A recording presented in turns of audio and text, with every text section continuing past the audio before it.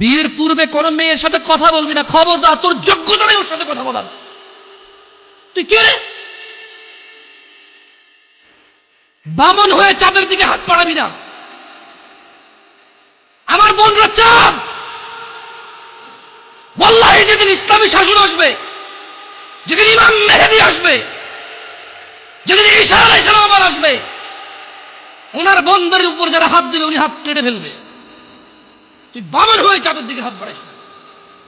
আমার বোনরা চাঁদ। ইসলাম মেয়েদেরকে চাঁদ বলেছে, আর তোকে বামন বলেছে বেটা। তুই বেটা ছেঁড়া খাতা সে লাখ টাকার স্বপ্ন দেখিস, বিয়ের আগে মেয়ের হাত দিস? সাহস কত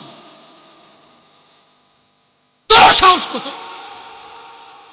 তুই জানিস না মুহাম্মদ সাল্লাল্লাহু আলাইহি সাল্লাম বলছে নেক স্ত্রী দুনিয়াতে যা আছে ওর চেয়ে বেশি উত্তম।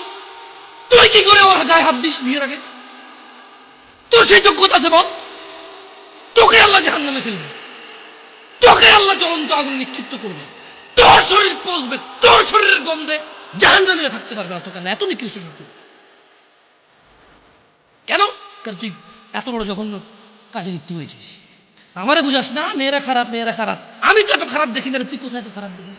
আমি তো দেখি তুই তুই বেটা টেনে পড়িস মাত্র। তোকে আমি ছোট করে দেখছি না বেটা।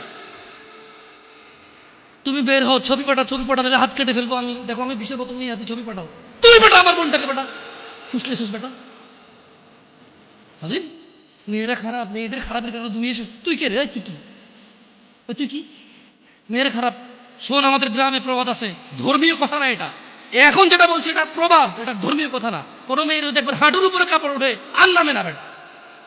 তুই উঠেছিস হাঁটুর উপরে কাপড়, ও উঠায়নি। হাঁটু পর্যন্ত তুই উঠেছিস, আর এখন সে নামাচ্ছে না। তুই মনে করিস তুই বেঁচে গেছিস না? তুই মনে করিস তুই জিনাই জেনা না?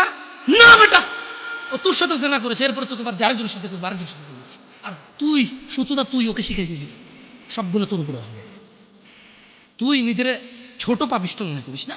তুই মনে করিস কি হয়েছে, আমি তো চুমাই নিছি। আমি তোকে বলছি ছবি তুলে পাঠাও, টয়লেটে যাও, ব্লাউজ খুলে ছবি তুলে পাঠাও, জামা খুলে ছবি তুলে